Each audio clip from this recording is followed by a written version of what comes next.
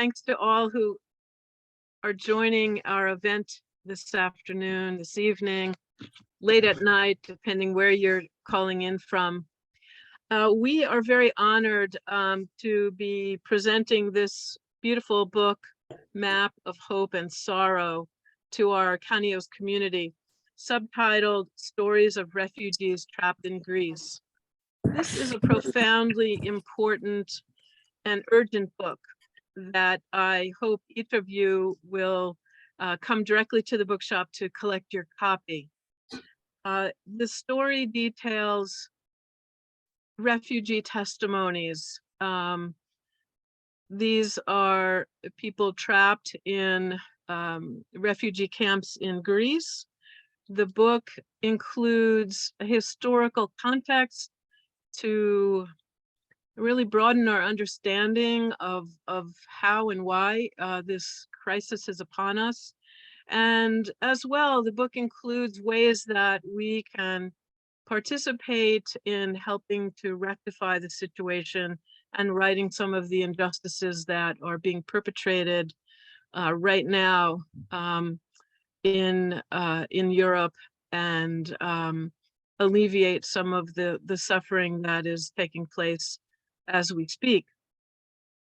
Our two esteemed guests, Helen Benedict and Eyad Awwadawnan, have co-authored the book, and each will be discussing with you some of the key points and details. I'd like to give you just a little bit of background.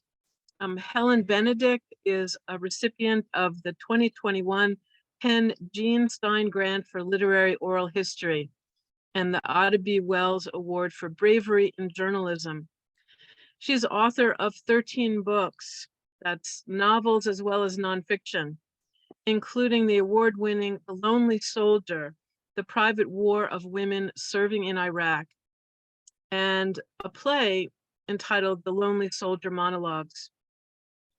Helen's writing has inspired both a class action suit against the Pentagon on behalf of people sexually assaulted in the military, and in 2012, the Oscar-nominated documentary, The Invisible War. She's a novelist and professor of journalism at Columbia University. We look forward to her forthcoming novel I just learned about, The Good Deed, which has to do with the topic of our evening. Working with Helen closely and joining us tonight from Reykjavik, we welcome Eyad Awwadawnan, formerly a law student from Damascus, Syria. He is a writer and poet, currently living as an asylum seeker in Reykjavik. During his 4 years in Greece, Eyad has worked as a cultural mediator, translator, and interpreter for various NGOs. He has published a featured article in Slate magazine detailing his escape from Syria. So we are very honored and pleased to welcome both of you and our Canio's community. If you all would now give a warm Zoom welcome to our guests, and we'll proceed to the program. Thanks for being with us. Thank you for having us. Thanks very much. And hi, Ellie. I can see some of your names on the screen, which is great. And so a friend of mine is here. Nice to see her.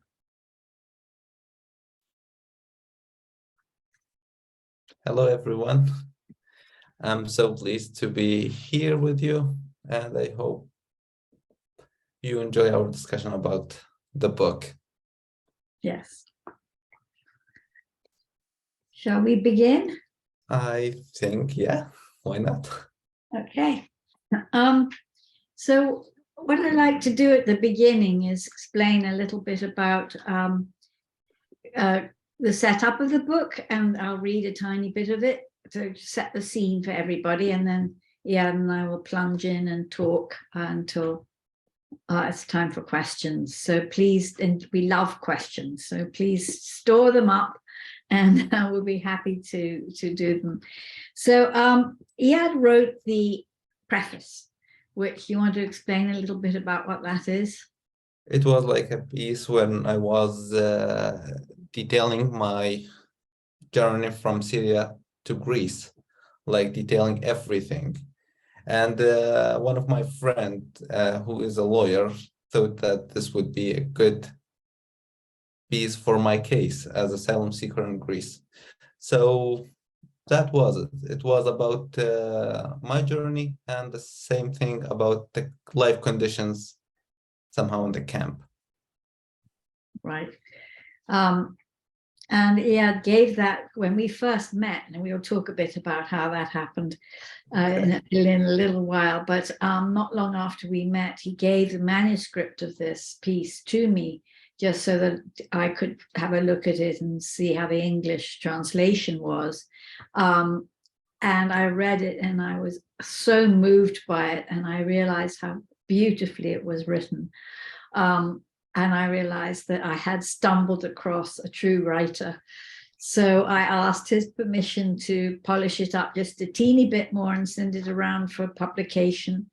And Slate magazine took it and published it as their cover story, which was very exciting. It all happened quite fast as well. So that, in a way, we didn't know it yet, but that was sort of the birth of the book. So after the preface, I write an introduction, and that's what I'm going to read a little bit from, just to give you an idea of why the book is set in Greece and how we go about it. The introduction is called Hope and Sorrow. This is my friend Hasan. He is a man without hope. These were the words that Eyad Awwadawnan used to introduce his fellow Syrian to me when we met in 2018. The three of us were standing inside a foul-smelling, overcrowded refugee camp, surrounded by tents, rubbish, and flies, while a police officer eyed us suspiciously from inside his guard booth. Hasan knew little English at the time, and I do not speak Arabic, so Eyad translated. I turned to squint at Hasan through the sun. It was June and Greek island hot, and I had just failed to find a working toilet or running water, the camp supply having been cut to 2 hours a day. He gazed back at me shyly, a slight man of medium height, with a gaunt face, dramatic black eyebrows, a crooked nose, and a bold streak of white through his black hair. His smile seemed kind, but his brow was lined and his mouth pinched, so I took him for more than 40. He was, I later found out, 25. Shall we go somewhere private to talk? I asked, curious to hear what had robbed him of hope. Yes, follow us, please, Eyad replied for him, and led us up the scrubby mountainside above the camp to the spot where he and his family had slept during their first weeks on the island. There we sat on a fallen log in the shade of an ancient olive tree, encircled by clumps of brittle yellow grass and litter, and gazed out at the sea. One of the many ironies that comes from installing a hideous refugee camp on a beautiful island like Samos is that from every angle the camp looks over a view fit for the gods. The northern Aegean stretches in its glittering turquoises and blues all the way to the sky. The town of Vathi lies like a tumble of sugar cubes at the bottom of the hill below the camp, and the lavender mountains of Turkey rise in the near distance, the very Anatolian range under which Homer had Odysseus glimpse the tortures of Tantalus. It is hard to escape the thought that refugees on Samos suffer a similar fate, taunted wherever they turn by a horizon that promises distant lands they may never see, a beauty they lack the peace of mind to appreciate, and a freedom they fear they will never find. Eyad, Hasan, and the other refugees on Samos and in this book embody an enormous change in modern history. Not only are there some 84 million forcibly displaced people in the world, more than at any time since World War II, and millions more since Putin invaded Ukraine, but they are fleeing a combination of war, civil unrest, religious conflict, poverty, persecution, local violence, and global warming, forces often inextricably intertwined, just at a point when authoritarian governments are rising all over the world and anti-immigrant sentiment is rising with them. As a result, many refugees are being persecuted, demonized, and denied their legal rights, not only by those authoritarian nations, but within Europe, Britain, Australia, and the United States too, the very democracies that are supposed to protect them and that in some cases turned them into refugees in the first place. The US's war on terror alone has displaced more than 37 million people since 2001. Some of the worst of this persecution is being played out in Greece. So that explains kind of why we focused on Greece, because it is the main gateway to Europe, and also because in 2016, the EU made a deal with Greece and Turkey to basically trap anybody coming from the Middle East and Africa there and stop them coming to Western Europe. And that's why we have the subtitle Trapped in Greece. And they did the trapping partly through mostly through bureaucratic slowdowns that just meant that people, once they arrived, couldn't leave for years and years. I think I would like to start what was the reason that brought me to Greece in the first place? And the same thing about Helen too. Yeah. I would say I'm sure for the last 12, 11 years, you have heard a lot of news about the Syrian revolution. So I would say that the first reason that I left Syria it was because of the war and because there is no safety anymore. I was a student in Syria. I was studying for 2 years out of 4 in the law school, but I couldn't finish. Even though I was living around Damascus, so we moved from an area to another, just hoping that one day everything will become the same, safe, but no. So we left to Idlib in the north of Syria, and kind of it is the same. There you were controlled by the government, and you are able to see everything bad, and the same thing also in Idlib. After that, the life was really hard. You are not safe at all. You will be stopped by anyone who has gun. So we left to Turkey. From Turkey, we stayed there for 1.5 years. Maybe a lot of Syrian or a lot of people there, they will say the life is hard. And this is not just, it is not enough to say the life is hard, because you need to explain why you cannot stay there. The first thing, I stayed working for 1.5 years. I have never seen a contract that guarantee my right if something bad happened to me while I am working. The same thing, I'm not allowed to work. Even you are not allowed by law to be recognized as a refugee. We were known there as a guest.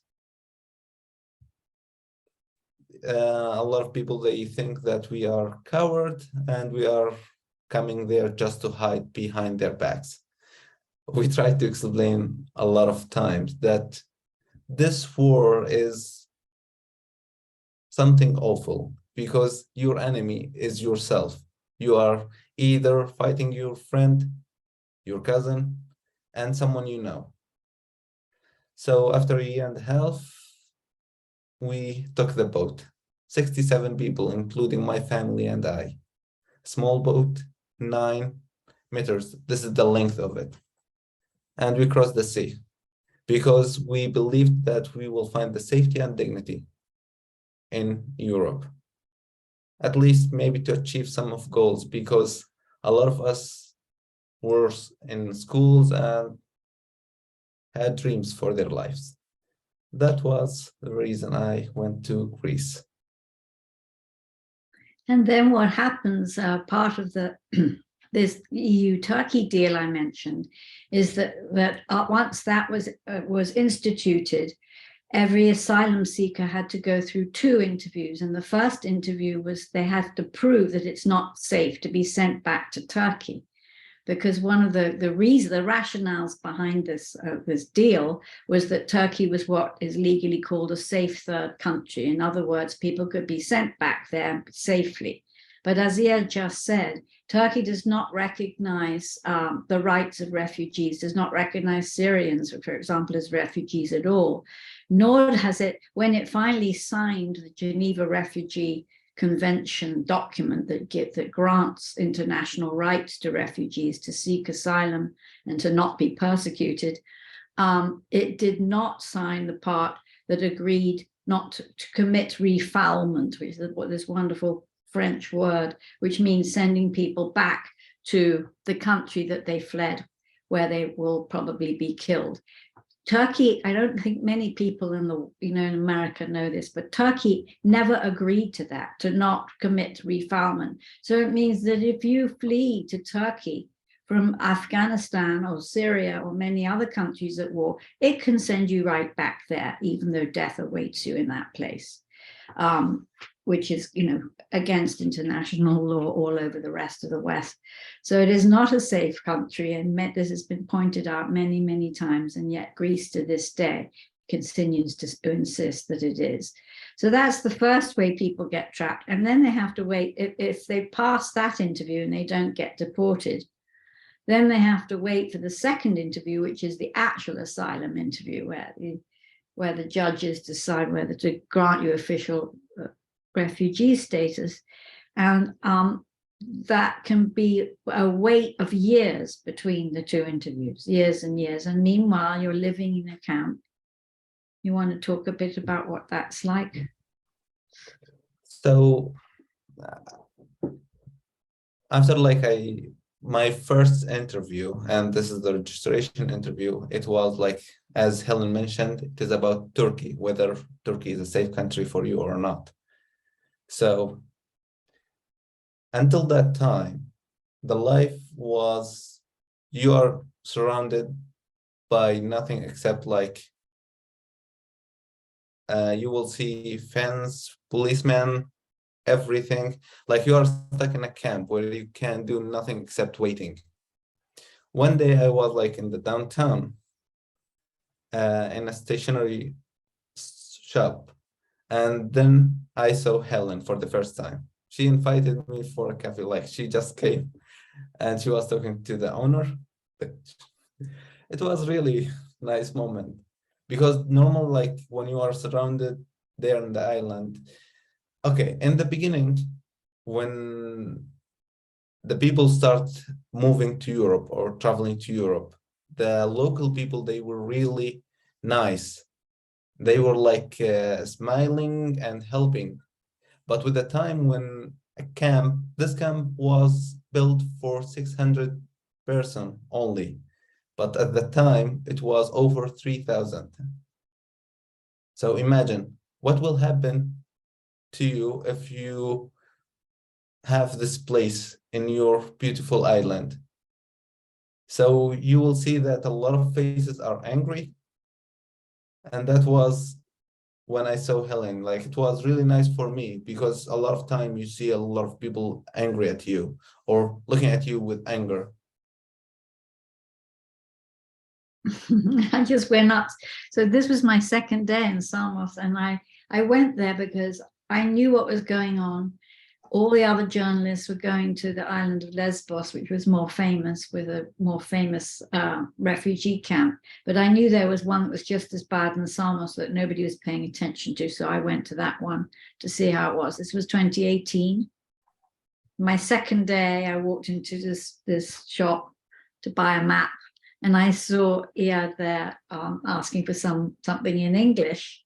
So I just accosted you and asked and invited you for coffee. I forgot to explain why or who I was, but then eventually I did. And Eyad couldn't meet me then, but we agreed to meet up the next day. And that's the scene I just read where we met when I was actually in the camp waiting to meet the manager for an official tour of the camp, which I never got and it never happened. She stood me up. But that's how we met. And we hit it off, and we went up the mountain and we started talking to Hasan. And I very shortly then we kept meeting day after day, and Eyad would bring me more people who wanted to talk to me. And what I was asking about was what it was like to live in the camp from day to day. How do people survive there? Because I was working on the novel that Marianne just mentioned, The Good Deed, and I wanted a flavor of, and I really wanted to know, how do you survive in a place like that? Because it was really awful. Not only was it stuck, it was behind, the fences and barbed wire and concrete walls with metal shipping containers that people lived in, crowded together on bunk beds. But between the containers were thousands and thousands of tents just crammed in everywhere, spilling out all over the hill, piles of litter, rats running around, broken porta potties, stench of sewage. It was what I call like a slum inside a prison, is what it looked like. So I wanted to know how people survive from day to day. And a lot of people wanted to talk about that, because this is not what they had expected from Europe. And it's shocking. Right.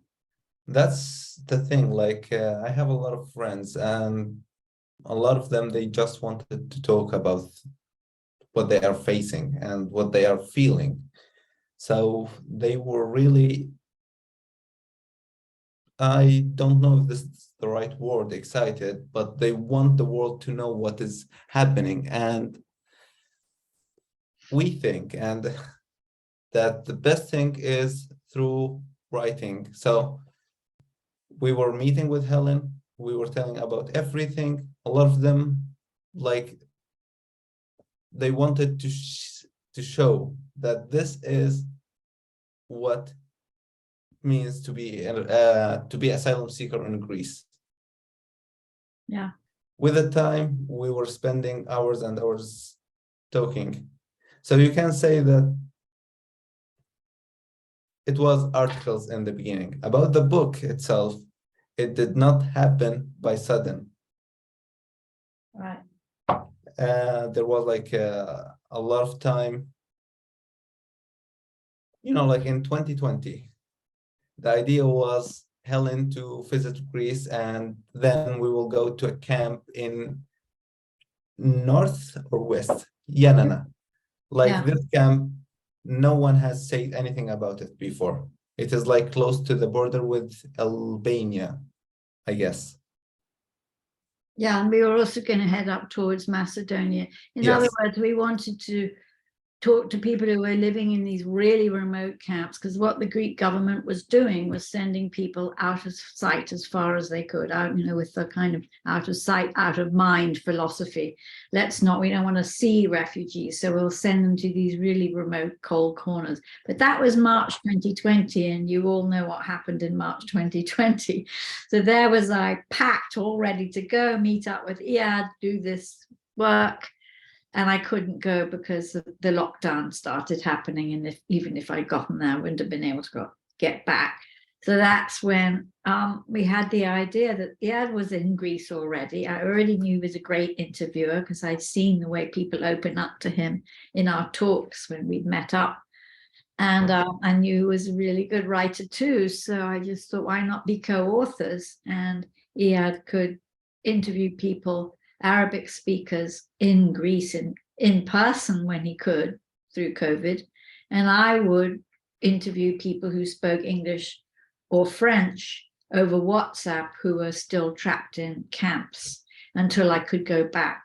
So that's sort of what it took us through the worst years of COVID, which was really actually lucky in a way, because we both had, a lot to do. And the people we talked to had quite a lot of time on their hands because they couldn't go anywhere. And as we mentioned, it's almost impossible to find a job or do anything. It is impossible to go to school. So the people we found were willing to spend a lot of time telling our stories. I was thinking, Eyad, when you were saying about how we felt it was really important to kind of push back against outrage of this situation by writing. Yes. Ida B. Wells, who is this really famous, important early journalist in America, an African-American journalist.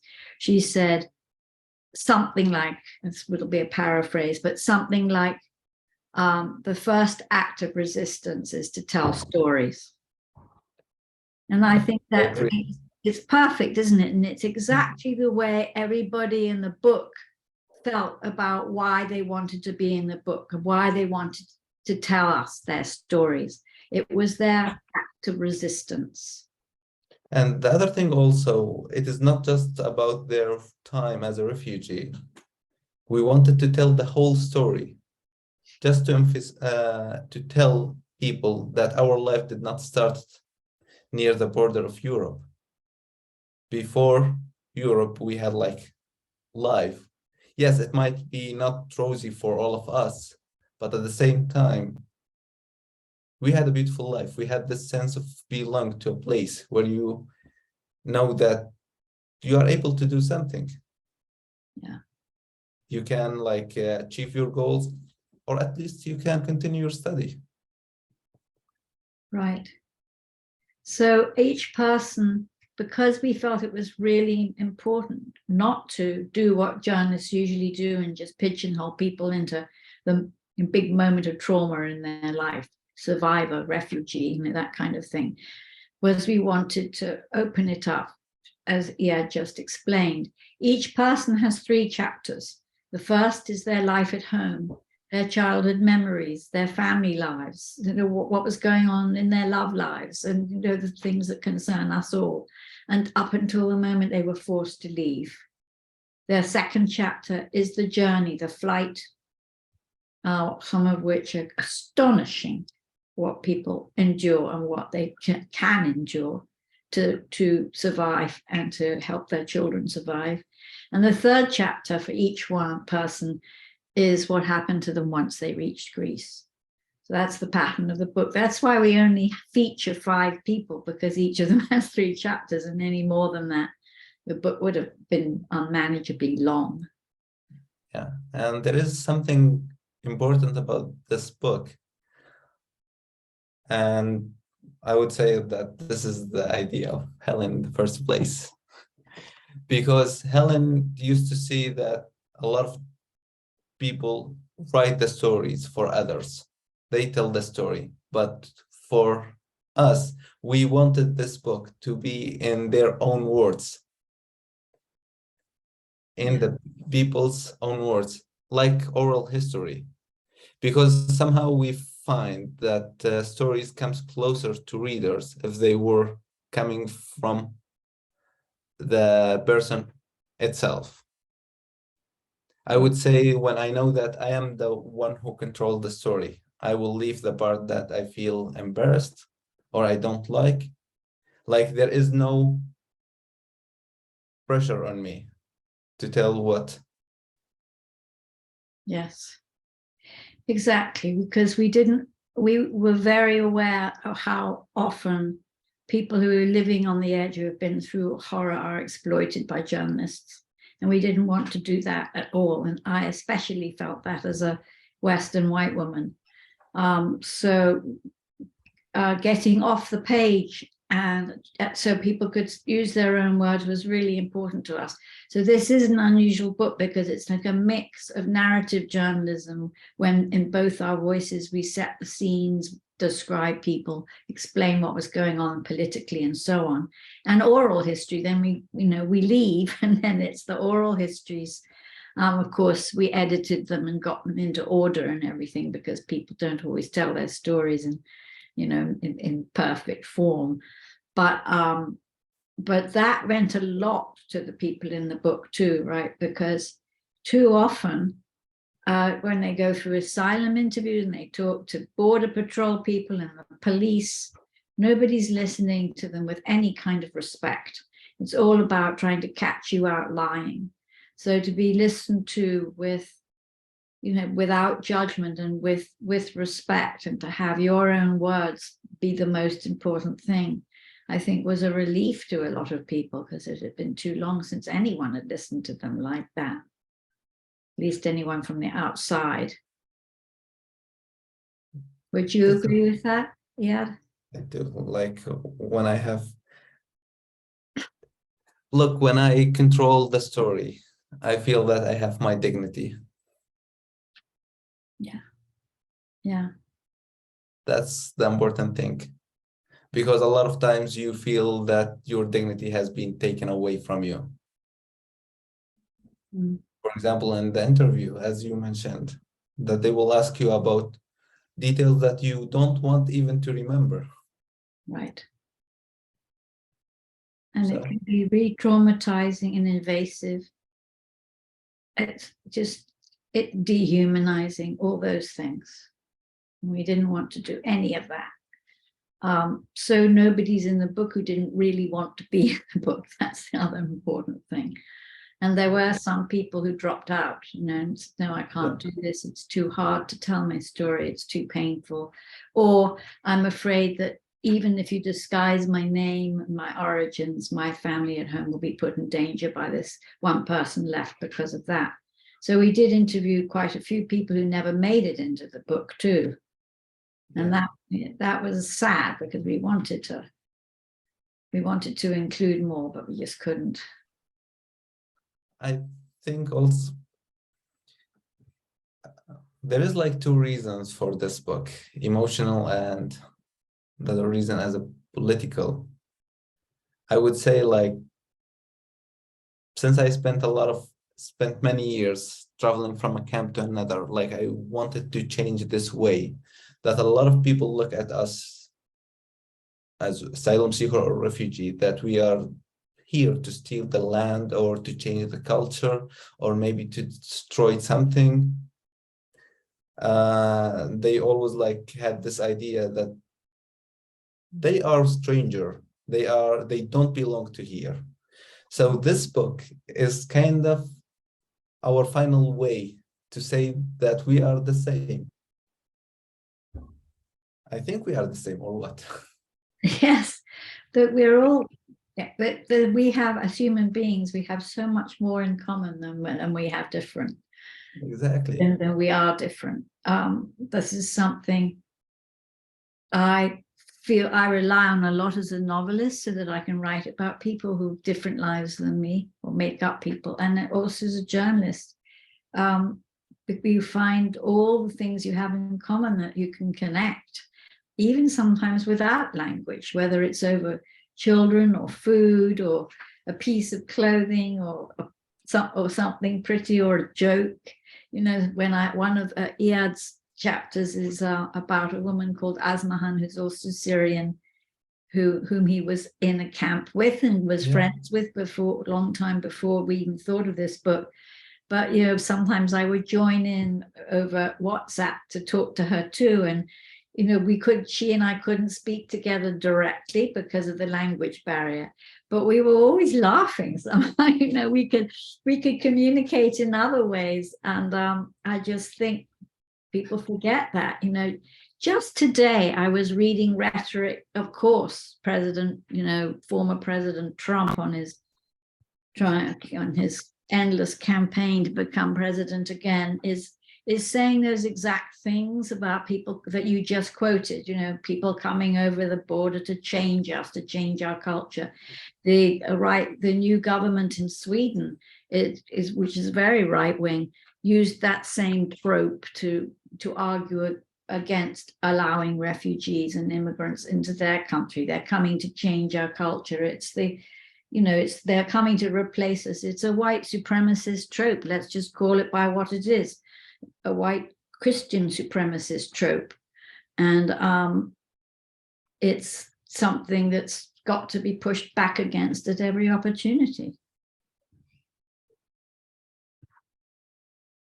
So, yeah.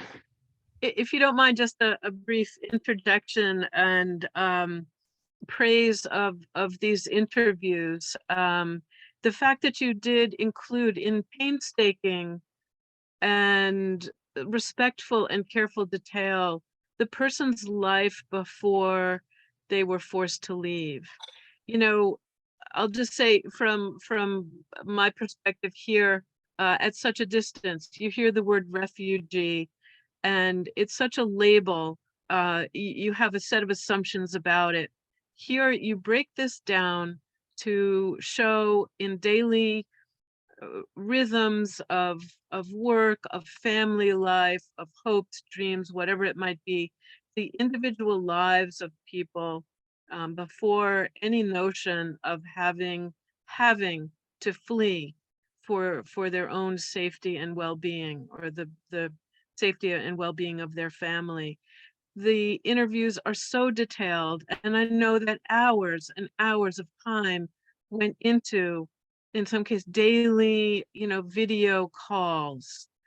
I'm just so impressed and amazed with the dedication that must have been there on both sides, from you all as interviewers and then those who gave you their story.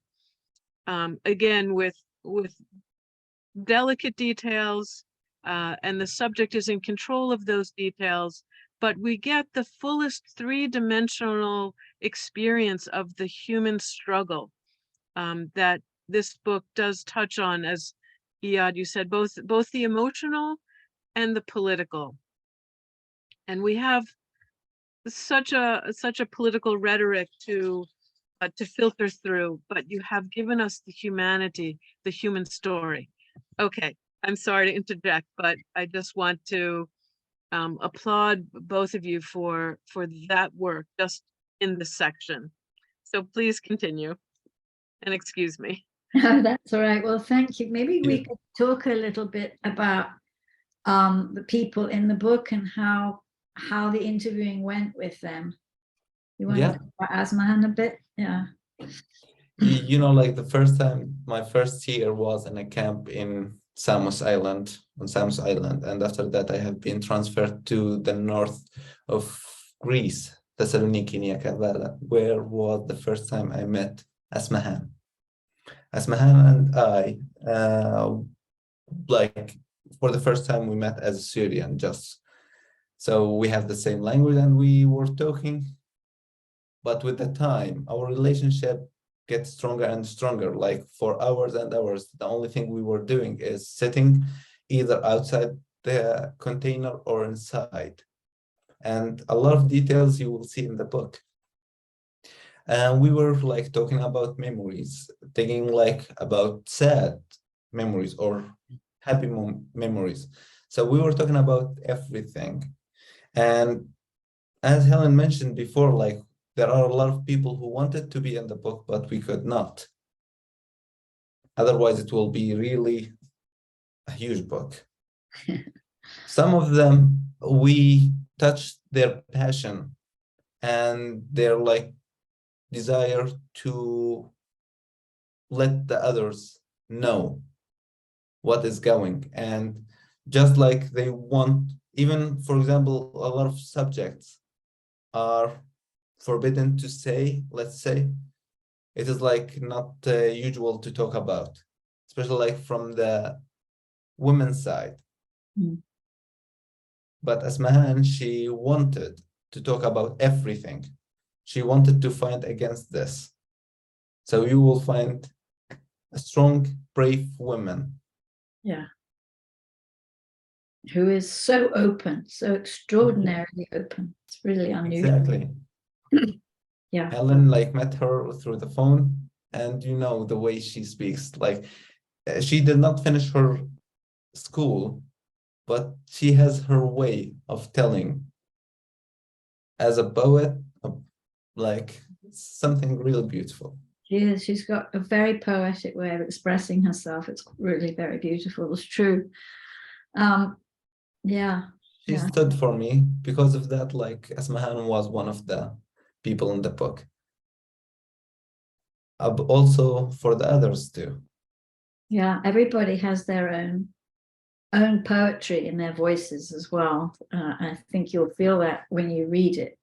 There's a lot of lyricism and rich imagery that people just use naturally. Even people, even the English speakers were speaking English as a second or third language, but they still have that poetry. So the first person in the book is actually Hasan, who I read to you about, who was Eyad's friend, and we met up on the mountain that first day. And he he loves social media. So as well as talking to me for hours and hours, he would often compose these long texts, or leave me long recordings on WhatsApp. When it was of a 7-hour time difference between New York and Greece, we would often be on quite different times, but he stayed up very late, and most of the night, I think he would write me these long things, adding to the story, or recalling memories that had come up to him as he thought over our conversation for that day. So those texts, and those are very much in his own words, of course, that's woven through his story. And then there is Evans, a young Nigerian man I met. He was 22, and I met him on Samos more recently. But I started off during COVID interviewing him on WhatsApp before I ever met him in person. He's gay, and he had to flee homophobic laws and really hate-filled culture towards LGBTQ people in Nigeria. So that his story is also about the plight that LGBTQ refugees face, some of the unique challenges and difficulties they face in camps. And he also, when I finally met him, he really needed to talk. But he said this beautiful thing once. I said, I'm really sorry if this, because sometimes he'd get very upset. His story is really hard, as you will see. And I would say, if it's too painful, we can stop. And he said once, I'm torn between the pain of telling and the pain of not telling.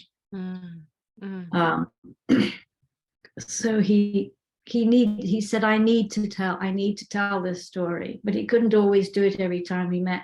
And sometimes when I finally went there in person in the summer of 2021, went back to Samos, we would take these long walks. He's very athletic, and we'd take these long walks up and down the hills of Samos. And as we talked and walked, often his stories would come out then more than when I was sitting down with the tape recorder. So I'd have to rush madly home and write them all down before I forgot. And then there's Mursal, a young Afghan girl, who's 21 when I met her in the summer of 2021. She's the most recent one I met. And she, during her flight with her family from Afghanistan, fleeing the persecution of the Taliban, she kept a diary the whole time in English to keep up her English. She was a very good student at school. So she gave me her diary, and I asked her if I could incorporate some of that in with her story, with our interviews. So she partly spoke and partly wrote herself, her chapter. And then the last one is Calvin. Calvin is the only one. He's from Cameroon, a political refugee. He's the only one I never actually met in person. Our entire relationship was conducted through the tiny square, of the telephone, which was not easy. But and he was writing a whole novel on his phone with his thumb while he was stuck at a camp. And he was a remarkable person too, as you will see when you read it. So those are the 5 people in the book. And there is a whole chapter also about women. Right. Yeah. And so much, because it is a nightmare to be a woman there. Yeah. Yeah. So yeah, I felt it was important to have a separate chapter focusing on the plight of women. So in that chapter, there are lots of women from different countries who I met and, who were more briefly interviewed. So it's a different shape than the others, but it's sort of in the middle of the book. Yeah. Helen, Eyad, sorry. Please go ahead. I just would like to say, in this book, you won't only see problems like the refugee crisis, and no, you are also going to see solution based on experts about what can we do. Yeah. That's a critical part of the book, indeed. I'm sorry, just to interject, may I suggest, would you care to read a short excerpt from one of the testimonies? I think that people Yes. might like to just get a feeling of that. And then perhaps after we might open for some questions from the group. Love to. Yes, because there is we don't want to make this book sound too grim, and there's a reason it's called Map of Hope and Sorrow, because there is humor and hope in it too. So I'll read, speaking of Mursal, the young Afghan woman I mentioned, I'll read a little bit from her piece, which is addressed to all of us. Do you know about refugees' dreams? If our country was at peace, we would never leave. No one wishes to live in a tent or a camp. Everyone loves their home. Unfortunately, the Taliban came to our city and started fighting. Right before we left our country, we waited for the new year to come, but our new year opened with war and the sound of bombs, not with balloons. That night, we had no dinner, only tears. We come here to Europe because we hope to give our children a good life and a future. We want to wake up to the sound of clocks, not bombs. We want to sleep without fear. We want to hear only the sounds of our family's laughter. We sold our home and everything we owned. Now we do not have anything. I hope one day we can find someone who loves and supports us, who will talk with us, not hate us. Refugees are not bad people. Please stop hating us. Just put yourself in our place. How would you feel if you were insulted every day on the bus? Would you be patient? If you look, you will see we are like you. Some people see refugees as homeless, nameless, unclean, uneducated, and criminal. Yes, we are homeless, but not hopeless. We are nameless, but not weak. If we are unclean, it's because we slept in the forest, streets, and tents, but we have clean hearts. If our crime is speaking up for our rights and freedom, yes, we are criminals. If you do not want to see any refugees or migrants, fine, but please do not insult us. Sometimes only one word or action from you can make us feel as if our whole life is a jail. My mum always tells me, just calling someone a donkey does not make them a donkey. Calling us bad and unclean does not make us bad and unclean. Being a refugee means you are strong. You passed through a difficult, dangerous journey and still you are alive. You have hope, you have goals and dreams. As my mom also says, when you find yourself in a bad situation, just remember this. After every dark night, a beautiful morning will come.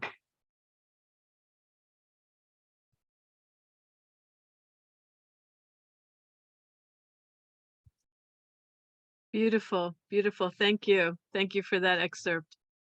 There's so many rich stories in this beautiful book. I'd like to open it up now to those who have joined us. Particular questions or comments or thoughts you'd like to share, reflections on the presentation. We welcome you to unmute. Raise your hand, we'll recognize you.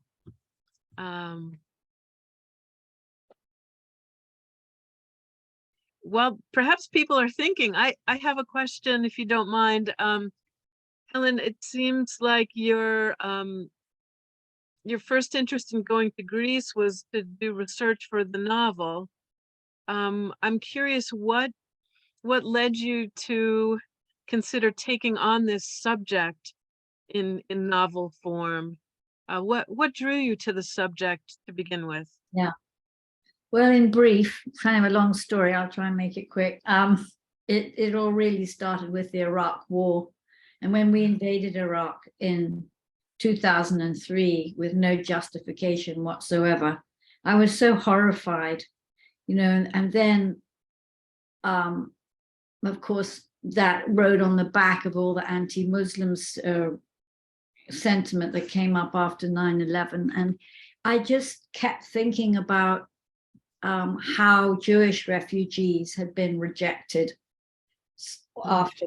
during and just after World War II, and been rejected by the UK and the USA and sent back to their deaths. And that we created the 1951 Geneva Refugee Convention so that to ensure that refugees would never be treated like that again. And I felt like, look what's happening, we're doing it again, we're breaking that sacred promise. And it really, really upset me.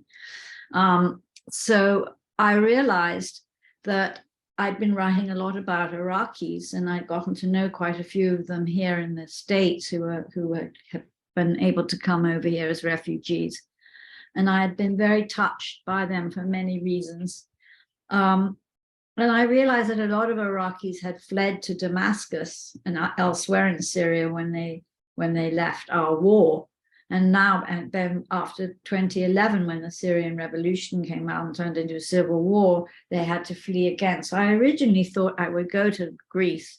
I'd been to that area before a long time ago, I knew it, and see if I could find Iraqis who'd been doubly displaced. I didn't find that anybody with that particular story, but I found Eyad, who's Syrian, and I sort of fell in with people from other countries. I did meet some Iraqis, but they weren't doubly displaced. But anyway, that's how I got into the sort of subject of refugees in the first place. But I've been writing about war for years and years already by then, and the aftermath of war. So of course, it has its victims on all sides. I mean, war spares nobody. So it's just so, it's the greatest horror we commit, that and killing the planet as human beings. And I just feel that we have to push back against this terrible prejudice that all authoritarian governments feed off on and pump up so that they can grab power. Yeah. Thank you. Yeah, very, very powerful testimony there yourself. I do want to share another question from someone in the group who asks, and I know you touch on this in the book, how many of the individuals whose lives are documented in the book actually receive asylum in Europe? Or you have information about what percentage of refugees actually receive asylum? Or can you address that, either of you? Well, I'll say it depends where you're from. So certain nationalities are much more likely to get asylum than others. It also depends on kind of what's happening at the moment. So, you know, when the Taliban took over in Afghanistan, well, when Syrians first started to flee out of Syria, they had a very high rate of acceptance. Then the same thing happened at first after the Taliban took over last summer in Afghanistan. And now it's happening with Ukrainians, although Ukrainians are getting much better treatment than anybody else ever got, including in Greece. But so there's a kind of almost like fashions of refugees, I hate to say it, where some will get more asylum than others. But globally, only 2% of refugees globally are able to actually find stable, productive, you know, lives, which is heartbreakingly small. Yeah, I was really struck by that statistic when I came upon that in the book. I must say it was quite shocking. Also, we could just talk about how under the new government in Greece, getting asylum is hardly the end of your problems. You want to talk about that a little bit, Eyad? Yeah, like under the new rules of the new government now, like when you are recognized as a refugee, that means you have to leave the house you are living in, and you will be cut out of the money assistance. Yeah. And you will find yourself like homeless. Yeah. And the crazy thing about there is that they don't do something to integrate you inside the society. We have written and we have said many things about this in the book. Like, imagine if you don't speak the language, and if you are in a country the people themselves, like the local people, cannot find jobs. What are you going to do? Yeah. Yeah. There's no, so what other countries offer, although again, other countries offer more integration. But when the Ukrainians arrived in Greece, by the way, in April, last April, more Ukrainians arrived in Greece in one go than all asylum seekers had arrived in the whole of the year before.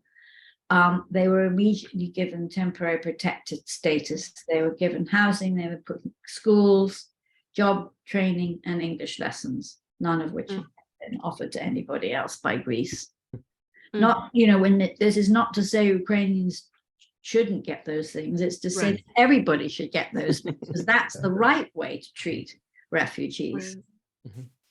So are there any Ken, I think Ken wanted to say something. okay, sure. That's right. I just first of all, Eyad, I'd like to say my salamat. أنا يا أخي أنا كنت في الشام، أنا درست في جامعة شام زمان، فسلام عليك، أنا مزبوط كثير شوفك. هذا من جيل وجيلين أنا قبل منك. I studied at the University of Damascus. I'm really very happy to see a brother of mine. I was, of course, probably about your grandfather's generation, but still, I love Damascus, and I'm so sad about what's happened to Syria. And I wanted to emphasize, first of all, I wanted to ask a question. Yet you're obviously not in Greece, you're in Reykjavik, and I'm curious, what is your story? How did you end up there, and what happened to your family, your brothers, So everything happened like by chance. One day my father was like walking in Athens, and he met a friend, and his friend has a friend who is living in Reykjavik. And he told him, like, I think since you have like a lot of children, I have a lot of siblings, by the way. Yeah, like I'm sure that Iceland would be really good country for your children, so they can attend schools and do something about their future. So they came to Iceland. By then I was with my two brothers in Greece, and we stayed there like for 4 years. So they were in Iceland before us. Because you and your brothers were over 21, and so you weren't treated as part of the family. You each were treated as an independent adult and had to go through the asylum system as if you had no connection to your family. Yeah. Even like when I made a request to join my family in Athens, do you know what they have done? They just send me to another camp in the north of Thessaloniki, where I need to take the train to see my family for 6 hours. So who's in Reykjavik with you? Is the whole family in Iceland now? Or? Yes, we all in Reykjavik now. الحمد لله على السلامة. شكرا كثير لك. تحكي عربي منيح. زمن في العالم العربي. وين عشت؟ في الشام. أنا كنت في الوحدة الأولى في الجامعة، يعني تعرف الجامعة؟ جامعة دمشق. دمشق، وكنت في تونس ومصر والسعودية وكل اللهجة التونسية تقريبا. تونسية بالضبط، عندي نطق تونسي صح. He noticed I have a Tunisian accent, which even the Syrians, after living. Wow. Wow. His Arabic is amazing. Yeah. I know. I'm so glad Ken you could join us tonight. Thank you. Well, Helen said, can I just add something to what Helen said? Because Helen, first of all, I'm very impressed by what you're saying. And I think we all know the reason the Ukrainians were welcome is because they're white and Christian. I believe you didn't say it, but we know that. Something that I'm as passionate as you are on this issue. And people in this country are so blind to the horrific impacts on our war in the Middle East, including in refugees. And I'll just give you one example. Brexit was a disaster for the United Kingdom by so many measures, and most British now regret it, 55%. But Brexit happened, if you look at the reasons for it, was fear of Middle East refugees. That was the number one cause. You bet. And these stupid wars, the weaponry, and I think the Syrian revolution was also an indirect result of the destabilization of Iraq. I was in Damascus just before things fell apart. And all the Sunni who were flooding into Syria were a very big reason for the destabilization. Americans don't make the connection because we're not told. We're not told. how our weaponization of the Middle East has created this refugee crisis, which is destabilizing Europe. Yeah. You know, I don't know how to. We did in Iraq. We triggered a bomb. Yes. By invading Iraq. Yes, and look what's happening in the UK now. They're trying to, round up Syrians and Iraqis and Afghans and Africans and send them to Rwanda. Like, it is stupidity, to be honest. It's just like the money you are going to spend sending people away from your country. You can use this money to integrate them and make them valuable. Yeah. Absolutely. The new British Prime Minister just offered France $74 million to hire more border patrol cops along the beach to arrest refugees and smugglers to stop them crossing the channel in boats. I mean, 74 million could go a long way towards helping people get legal help and humanitarian help and for seeking asylum without putting a burden on, without risking their lives at sea. And you can deprive smugglers of their customers that way without it being so draconian.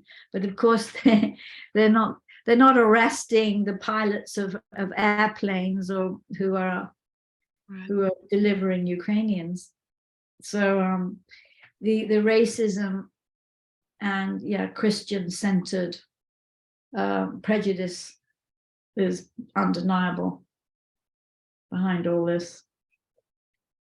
No, and it's worldwide, and it's something that, and that's why it's so important that you did what you did, that you told the stories, that you have the book out there, that you can push back and share this with people around the globe. And we will do what we can here to share those stories as far and wide as possible. Because in America, as Ken mentioned, there's not as much information about what is happening in Syria, in Turkey, in Greece, as there is, with our own border crisis in Central America. I do think I would also like to point out, though, that there's a connection between this country and that country, because it all got a lot worse after Trump was elected. Yeah. And when Trump was elected on his anti-immigrant and anti-Muslim platform, it kind of enabled a lot of other people to get much more vocal and overt about what was happening there. It's no coincidence that the EU-Turkey deal happened in 2016. Right. So, or that we've got this right-wing prime minister now in Italy and, Sweden, all these people saying the exact same things that he says. So it used to be something we kept a little more under wraps, unless we were overtly authoritarian, as in, Hungary or Poland. But now it's not even kept under wraps. And it's especially shameful when it comes out of the UK and the US, because they were so important to that original Geneva deal. And it's such a betrayal of what we're supposed to stand for in the West.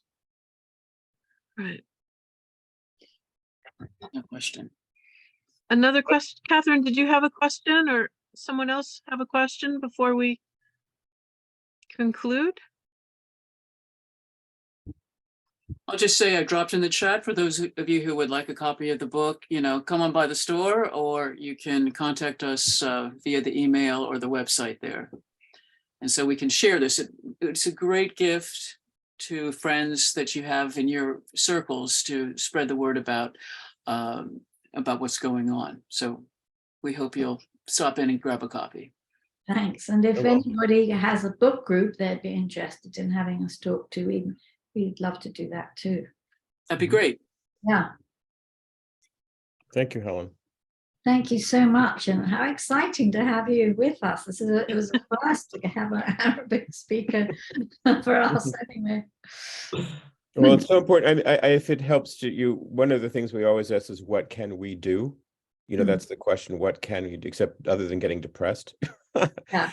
And at least here in Sag Harbor, one of the things that after, for example, Trump's horrible anti-Muslim rampage, we started having an annual iftar here at Ramadan, which in the last several years has now grown into an Islamic center of the Hamptons. And there was an interfaith service for Thanksgiving a few days ago where an imam came. So there are people who want to build the bridges. There are people who want to build the bridges, and they will be the people who will read your book. Yeah. Hopefully some of the others will too. Yeah, that's true. I mean, And it's to leave on that note. Yeah, and as we said, our last chapter is all about what we can do, Good. both as individuals and as, in a larger sense too, and as countries. yeah, it's a wonderful resource, that the chapter there. But again, just to emphasize, beyond the statistics, there's the human story, the human struggle. You touch our hearts, you move us with this book and the story of these human lives. And, for me, that's the center of it. We're so indebted to both of you for the hard work, the struggles of your own experience that brought you to this topic. It's a small thing for us to promote the book. That's the easy part. But we are committed to keeping these stories out in the community as best we can. Well, Any closing thoughts you want to add, and then we'll bid each other farewell until we meet again.